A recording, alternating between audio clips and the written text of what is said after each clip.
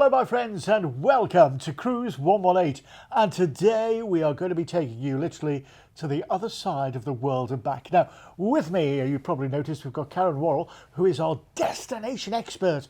Now you've been to Australia and New Zealand many times, haven't you, because you've worked on cruise ships over there? I have, yeah. I worked on cruise ships for 15 years. I've spent, I think, 5 seasons in Australia and New Zealand, and they're both amazing, amazing countries. So we're going to show you something about both countries today. Yeah, and we've got so much to tell you about as well. So, do you know what? You may want to video this and keep it and tell your friends as well.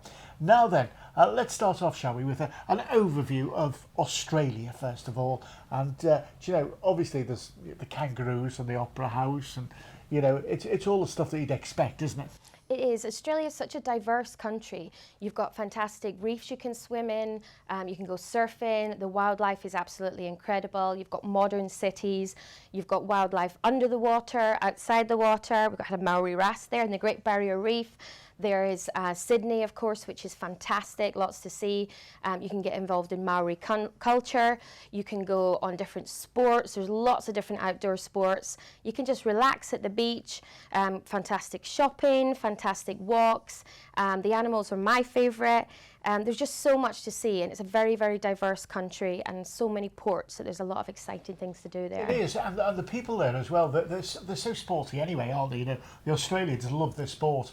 And of course, as we said before, the culture that's there is unbelievable. And you just see things that, you know, you just can't find anywhere else in the world. Absolutely amazing to have a look around. Now, do you know, I say you've been there plenty of times, and you know it like the back of your hand. But should we start off with Sydney? Yeah. Let's start off with Sydney. Now, I mean, you say when you go there, you're going to be stopping off in Sydney. You're going to at least have a couple of days there, no matter what you do, aren't you? So there's plenty of time. So let's have a little look at Sydney, shall we? And you know, obviously there's the Sydney Harbour Bridge. Yep, and if you're very lucky, your ship will stop in Circular Quay, which is right next to, between the Sydney Opera House and the Sydney Harbour Bridge. This is the Rocks. This is very close by. You can walk there from the ship if you're docked really close there. It's 10 minutes walk away. It's a little marketplace. It's fantastic to walk around. This is Darling Harbour. You can take the local ferry over to there. Darling Harbour has got an aquarium, great restaurants. This is, of course, the Sydney Opera House. This is a must. And also go inside as well as outside. They have really interesting tours of it. To learn all about the building. Bondi Beach is nearby. Bondi Beach, you've got to go there, haven't you? Absolutely, one of the most famous beaches in the whole world. Fantastic for snorkeling, fantastic for surfing mainly. And then the iconic views as you sail in and out are just amazing. Well, then on to the Blue Mountains, best known for its soaring sandstone ridges. It's blanketed with all sorts of wonderful flora and fauna, and do you know what? You're going to love it. It's got so many great things there, the wilderness, the charming mountains, and do you know, it's the Aboriginal artwork there as well that you've got there as well. It's just incredible. And once you've been there, there's this cable car that runs through it, and also the steepest train ride in the world is there as well. So, yeah, I think when you've been there, you just love what you're going to see and you're going to do. And it's just a brilliant place to go and have a look around, isn't it? It's a great day trip out, isn't it? It is. I've been there myself, and it's one that is very convenient because you can do it, as John was saying, you might stay in Sydney a day or two before your cruise or at the end, and you can go there either before or after. And also, if you do have a late flight, if you're flying home on the day that you leave the ship, you can do that in one day trip from the ship. So it's very easy. It's about 2 hours drive away, and you go in, and it's wonderful. And you might visit Featherdale Wildlife Park on the way. You can see lots of Aussie animals. But in the Blue Mountains, my favourite thing is the smell, because there's eucalyptus trees everywhere. It's called the Blue Mountains because there's this blue haze from the eucalyptus, and it just smells gorgeous. It's really nice. Do you know what I'm thinking as well is normally your cruise will either start or finish in Sydney, so and it was normally a day, an overnight there in a hotel. But if you want to extend for a few days, because I think, you know, if you're going that far, why wouldn't you extend for because you've got to have a look around Sydney, haven't you? You've got to go down to Bondi Beach, and you've got to do all this sort of stuff. It's the law. You can't go all that way and not do it, because it's not like, let's flip over to Malaga for a couple of weeks. It's not that sort of thing that you go and do. So absolutely amazing. Now, another truly phenomenal thing to do is the Great Barrier Reef. Yep, let's take a look at that. I mean, say the Great Barrier Reef. I mean, look at this. You can go snorkeling here and all sorts, can't you? Yep, so to visit the Great Barrier Reef, you can get there from a couple of different ports. The main port to go from is Cairns, and the Great Barrier Reef is absolutely huge. And so you head out on a tour. You can go with a tour with a ship or go with a local tour, go snorkeling, go scuba diving. If you don't want to get in the water, you don't have to. You can stay on the boat. They also have glass bottom boats where you can see under the water without going in if you're not comfortable to. But I would recommend, there's the glass bottom boat. Yes. I would recommend getting in the water if you do like being in the water, because you see so many amazing fish there. And being in the largest barrier reef, the largest reef in the whole world, the wildlife is just amazing. You might see turtles, you see large fish. This is a Maori wrasse. This is myself and my husband when we went snorkeling there. Really? Yep. This is Maggie, the Maori wrasse, and she's a very friendly fish. She basically comes up to say hello to you. She's like a dog almost, and you can get a photo with her. So yeah, definitely check that out. It's wonderful if you like being in the water, and even if you don't, you can see it from the glass bottom boat.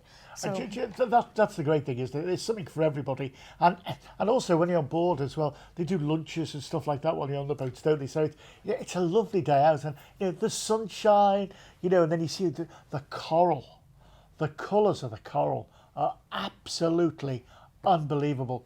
Now, a lot of people think, when you go to somewhere like Australia, they think it's a new country, don't they? And it hasn't got much history, but some of the cities do. Now, Brisbane is brilliant, isn't it? It's got lots to do in Brisbane. it does, yeah. Brisbane's a lovely city. Let's take a look at that. So the city itself is a very modern city. It's very nice, interesting to see. Lots of nice eateries, some historic buildings. We've got statues, we've got the townhouse here. But my favourite thing to do in Brisbane is to go to the Lone Pine Koala Sanctuary. And this is this here. And it has koalas. And it's one of the very few places where you can actually hold a koala. It's not allowed in quite a few of the states. They are very strict with it though, which is good. So the Lone Pine Koala Sanctuary is a sanctuary for koalas. You can see them there. There are over 100 of them, so lots of cute little cuddly ones to look at, to take photos of, and you can actually visit them in lots of different wildlife parks around Australia, which is something I would definitely recommend. They're gorgeous koalas, aren't they, as well? You know, you've got to get yourself a little cuddly one to bring home with you. Now then, our next port of call is Melbourne, known as the culture capital of Australia. And there's loads to see and do here as well. And also, of course, you can go wine tasting in the vineyards. Yep, and this is the city centre in the historic region. And this is one of the arcades that has a statue of Queen Victoria outside it. And now we're at the Yarra River, and this is the cosmopolitan heart of the city. And of course, one of the most popular things to do from here is go to Phillips Island with its wide sweeping sandy beaches as well. And it's got penguins there, so you can see all the penguins as well. There's koalas up in the trees, and naturally the kangaroos are there as well. You've got to go and see them. It's a nature's lover's paradise. And the main city itself is coffee, a coffee central, and also a shopaholic's paradise. It is. And you can also head out to Great Ocean Road, where we had the picture of the 12 apostles there out in the water. It's a wonderful place to head out to, and the scenery is fantastic. Absolutely amazing. Now then, we're going to move on to a smaller port. This is called Port Douglas. Now, Port Douglas is once again very chic and relaxed. It's a seaside village with plenty of restaurants and bars, not to mention fantastic boutique shopping. The village is also an ideal base to explore the World Heritage listed Great Barrier Reef and also the Daintree Rainforest as well. And another great thing to do in Port Douglas is to go and see the crocodiles. Now, there's a couple of ports you can see Australian saltwater crocodiles. They are the largest crocodiles in the world. They are amazing. You don't want to swim with them though. But Port Douglas, you can go swim with, well, not swim with them, you can go visit them, or from Darwin. So that's another thing. If you like them, I would go and see them on an organised tour, not by yourself. Sounds like a snappy thing to do.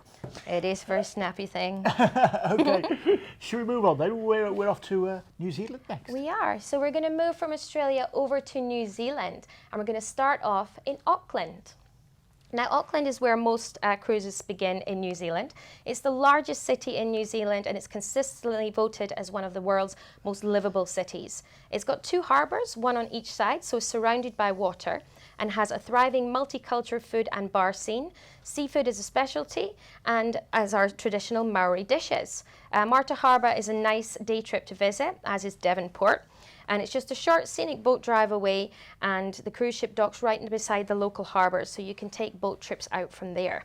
Now, this is the Sky Tower. It's over 1,000 feet tall, and it's home to New Zealand's only rotating restaurant, which gives excellent panoramic views of the city. It's definitely a great place to visit.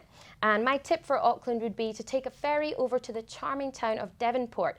It's lovely. It's built in the 1800s, with most buildings are still from then, and it's got local artisan coffee shops, chocolatiers, local crafts, cosy shops and cafes, and it's a great place to go for a little stroll. And the CBD of Auckland is fun, and if you want to go shopping and to restaurants, but Devonport has a lot of character, so I would head over there if you can. And if you do stay in the central business district, I would recommend going up the Sky Tower. It's fantastic for views, especially at sunset. Sounds absolutely wonderful, doesn't it? And do you know, a little thing that I found out about New Zealand the other week is it's the only place apart from Britain that has milkman of a morning. There you go. Who knew? Who knew? Some traditions are still there. Take your bottles with you, put them outside. Absolutely. Right, let's move on to our next port, and we're going to the Bay of Islands. On the northeastern coast of the North Island of New Zealand are the Bay of Islands. This is a collection of 144 islands, ideal for fishing, sailing, scuba diving and water sports, and it's known as one of the best diving spots in the world. It's a great place for all outdoor pursuits. All the water activities you like scuba diving, sailing, fishing and sailing are fantastic. And my tip is to take binoculars with you to see it all. Now we're moving into Tauranga. This is located on the Bay of Plenty. Tauranga is one of New Zealand's busiest ports. And from here you can take a hike around Mount Maunganui. This is Mount Maunganui. This is very close to where the ship docks, and you can walk around it in about an hour or so, which is fantastic. You can also go out to my favourite place in New Zealand, which is Hobbiton. If you've seen any of the Hobbit or Lord of the Rings movies, then you will love it here.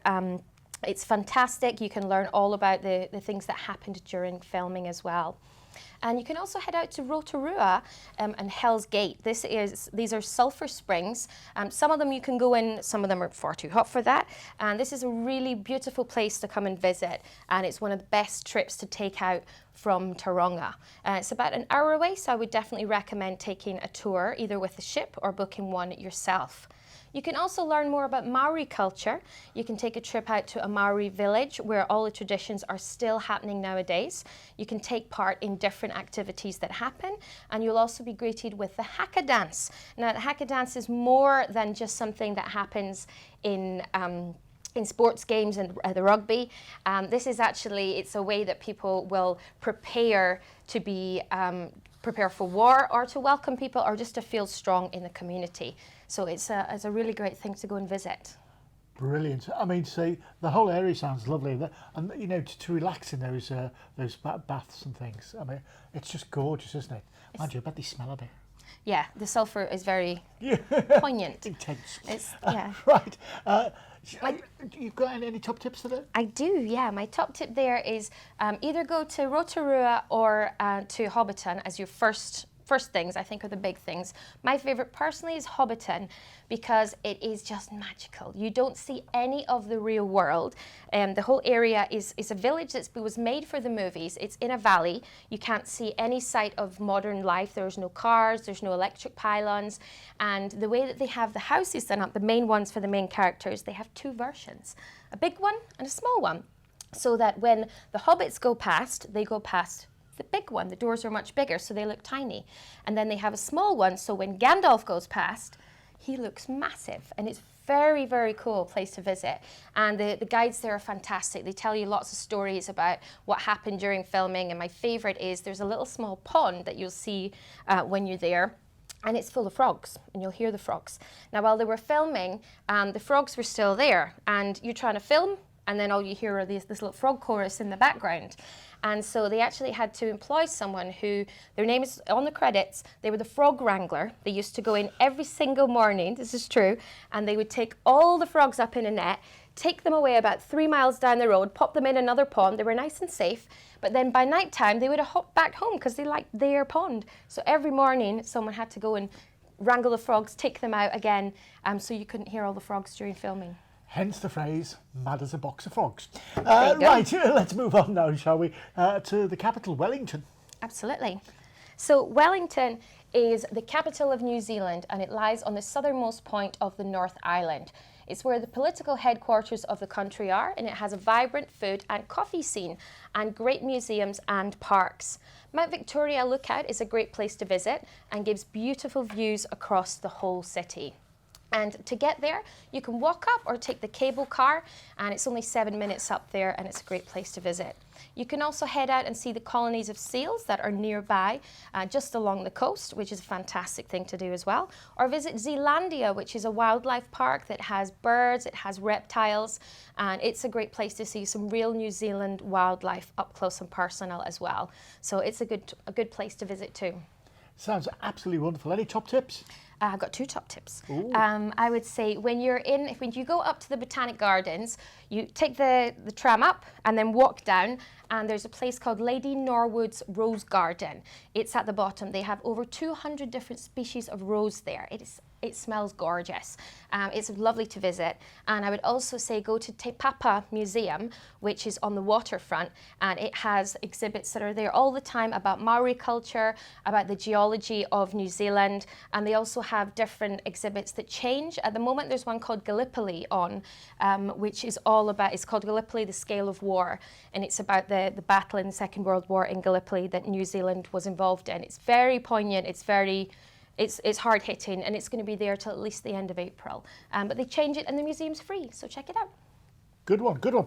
Right, let's move on now to our next ports, which are Milford, Dusky, and Doubtful Sounds as well. Now, what can you tell us about these? So the sounds, a lot of the ships will go through there, all of them in fact. And so these are New Zealand's fjords. I would say go out on deck and enjoy them. That's the best thing to do. If you have a balcony, staterooms, sit out and watch them from there. Grab a pair of binoculars. Like when you're cruising in the Norwegian fjords or the inside passage of Alaska, cruise lines normally have a naturalist on board, and you learn a lot about the area from them. And the difference between a sound and a fjord is steeper, and it has deeper water than a sound. It's a bit more shallow with shallower water with shallower cliffs, but they're both beautiful to see. Sounds absolutely gorgeous. And from there, let's move on now, shall we, to Littleton and also Christchurch as well. Yeah, absolutely. So this is Littleton. This is the port that you'll dock in to head out to Christchurch. Christchurch is a beautiful English-style city, and it's been settled by English people, and it's full of Victorian buildings. That's when it was settled. It's got parks and gardens. The drive out there is only about 15 minutes, and it's gorgeous scenery, as you can see. And we also have the Southern Express train that goes through Arthur's Passway. And this is one of the best train rides in the world. You can take in the deep valleys and the mountains of Arthur's Pass, the highest pass in the Southern Alps. And you see the breathtaking scenery of New Zealand here. Lord of the Rings fans will also love taking tours out here that take you to where Middle-earth was filmed.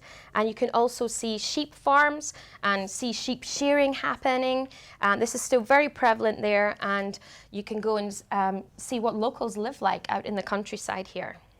And another place to visit that I would recommend there is the International Antarctic Centre, where you can learn all about Antarctica. That's brilliant. So now then, let's move on to a place that I know you're going to love. It's Dunedin and also Port Chalmers as well.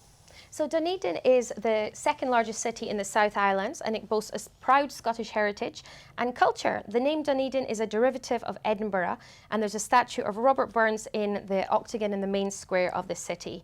We've got the Victorian Railway Station, the Botanic Gardens, and English-style mansions. You can also visit Larne Castle. This is a beautiful castle and New Zealand's only official castle.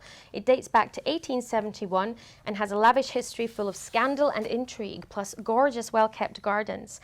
The castle is actually supposed to be haunted, but I never saw anything while I was there on my visits, luckily. It's a beautiful city to visit, and it's very nice to go out into the countryside in there as well. It sounds a wonderful place, and as you say, it's full of Scottish history, isn't it, as well? It is, and one thing, my tip there is if you've been there already to Dunedin, hang around for a little while, or either before or after a tour in Port Chalmers itself. It is a lovely little town. It's very, very friendly. I've got a few friends for life there now. Go and check out the galley bar. If my friend Paul's there, and lovely, lovely local people. So it's nice to have a little wander for an hour or two before or after your ports. Sounds brilliant. Right, let's go on now to Napier, which is, it's a great place, isn't it? It is. Napier is a very pretty town in New Zealand, which has most of the main buildings are in Art Deco style because it was first built at the start of the 20th century when this was the thing. It is also the gateway to wonderful New Zealand wine country, to Hawke's Bay, New Zealand's oldest wine industry, when you've also got homemade ice cream, decadent chocolates, locally grown, everything. And so it's all artisan is the way to go there. And the countryside is beautiful there as well, and you could take time just strolling around the town, admiring the Art Deco buildings. And also my top tip in Napier is when you come back to the ship, come back a tiny bit earlier than you need to, because you'll be greeted by the local jazz band. They'll be playing jazz music and also dressed up like they're in the 1920s. Wow. And it's a lovely way to sort of say goodbye to the ship, and very nice locals there as well. It sounds absolutely wonderful. Well, we've taken you all around Australia and New Zealand now, so you've got a real good taste of it. So, should we have a look at some offers? And first of all, why should you book with Cruise118? Well, first of all, we've got our best price guarantee. Now, just go to the website, cruise118.com, and get full details on that. We are the cruise experts. It's all we do. Cruises, cruises, cruises. You can book with confidence because we're both fully ABTA and ATOL bonded. And for reviews, go and have a look at our review site. Just go and have a look. These are what people are saying independently about us. And of course, we're part of the world's biggest cruise retailer. Not round here or this town or this city. It's the world's biggest cruise retailer, and there's so much to get yourself into there. Let's have a look at it. Some of the first deals then, shall we? We're looking here at Royal Caribbean International and the Radiance of the Seas. Now this is going around Australia, and you're just going to love it. I'll tell you what, let's have a look at where we're going, shall we? Let's have a look at where we're going to go. We're going to fly over to Sydney. You can overnight stay in Sydney, and we're going to stay there. So you see all the bridge and the Opera House and do all the tours there while you're there as well. Then we're off to Early Beach. Once again, this is where you're just going to relax, and you'll probably need time to relax after the flight and what have you. Then we're off to Cairns. I mean, you heard all about this earlier on, didn't you? There's so much to see and do. And then the pretty little port, Port Douglas. We saw this earlier on. Have a little look back through the island. Then we're going to cruise around Willis Island. Now, Willis Island is amazing. Once again, this way you get the little boats and go, snorkeling, that sort of thing. And then we're back into Sydney before we fly you back to the UK. Now, we've included so much in this, but what I would say to you is, if you want to stay for a few more days in Sydney at the end, I'd recommend that. I mean, you'd recommend that too, wouldn't you? Definitely. You've gone all that way, and it doesn't cost that much more to spend the extra time. All we're trying to do here is show you a deal. So, get yourself thinking about what you could be doing while you're there, and to extend your stay, for the extra few pounds that it costs, it's well worth it. It's time well invested. Okay, let's have a look at the full details on this one, shall we? Let's have a look at the full details. There you go, all the prices and what have you. And look what we've included as well. And we've included return flights with your luggage allowance. private overseas transfers, your first night in a 4-star hotel in Sydney, and a 9-night full board cruise. Now, what I would say to you is, remember, think about extending your stay. Think about extending your stay, because you're going to go all that way. And do you know what? Even you may have friends and family in Sydney, and what we can do here is, at the end of the cruise, you can go off and stay with your friends and family for a few days, and then just go straight back to the airport, and we'll book the flight that way for you. So many options. All you do, give us a call, 0808 2585 118, and we'll do the rest for you. Next, we're on to celebrity cruising. Now, this is 5-star modern luxury, and we're on the Celebrity Edge. This is going on the 12th of February 2024, so loads of time to save up for this one, and this is going around New Zealand as well. So let's have a look at where we're going to be going on this one, shall we? Well, we're going to start off by flying you out to Auckland. Absolutely brilliant, and once again you're going to have your overnight stay there before you join the cruise, and then we're off to Tauranga. I mean, we've just been hearing about Tauranga, and it sounds absolutely wonderful, doesn't it? And you've got time to relax and enjoy there. Then we're off to Napier. Once again, we've just been talking about it. Absolutely an incredible place to go and enjoy. Absolutely take it all in. Then we're into Picton.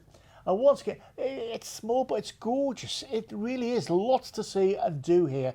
And so make sure, when you get your ship's tours, have a look through them. Off to Christchurch then. Once again, these are lovely places for you to sit back, relax and enjoy. Dunedin. I mean, it's a derivative of Edinburgh, as we say before, and there's the Rabbie Bird statue and all that. They even sell haggis there, I know that. Milford Sound is next. Absolutely, I mean, can you imagine cruising through there, taking your pictures and all that sort of thing? It's going to be lovely. And then we're off through to Eden. Need I say more? Need I say more? And then we're going to cruise across to Australia. Yeah, to Sydney. So you're going to be disembarking in Sydney. So best of both worlds here. It really is amazing. And remember what we've also included in this, all your Wi-Fi, all your tips and your drinks package as well. So, if you get on social media while you're on board, your friends will be green with envy. They really will. Let's have a look at the full details on this one. You do want to miss out on this one. Once again, if you want to extend your stay at the beginning and the end, I would do that. I'd strongly recommend that. It's 12th of February next year. We've got your return flights with the luggage allowance included, private overseas transfers, your first night 4-star pre-cruise hotel stay in Auckland, a 10-night all-inclusive cruise. As I say, we've included your classic drinks, your Wi-Fi and your tips included as standard. That's all. And you look at the prices. Now, just to put this into your mind as a mindset, think about how much a flight to New Zealand and back from Australia would cost you. Just think about that and then look at those prices. It's incredible. What I'd say to you is have a think about it. If you've got any questions, that's what we're here for. There's no such thing as a silly question. There's no such thing as a silly question. All you have to do is give us a call, 0808 2585 118. If you want, you can go online, cruise118.com. And if you want to see this programme again, go to cruise118.com/TV. And, all our programmes are there. All our programmes are there. So watch them, take them all in and enjoy. But the Celebrity Edge is a brand new ship. It's only about a year or so old. It's going to be gorgeous. And you're going to be experiencing 5-star modern luxury going around New Zealand to all those incredible places. And then, of course, over to Australia. And as I say, give us a call about extending your stay in Auckland and also Sydney at the end. It's what we do. It's what we do.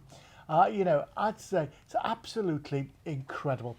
Now then, they're just 2 offers. If you want more offers, go to our website, cruise118.com, and have a look. There's loads of offers around Australia and New Zealand as well, and with all the different cruise lines as well. It's been amazing. Karen, thanks very much indeed for being with us today. It's been lovely having your experience with us. And from me, John Cooper, and everyone at Cruise118, thanks for watching and carry on cruising.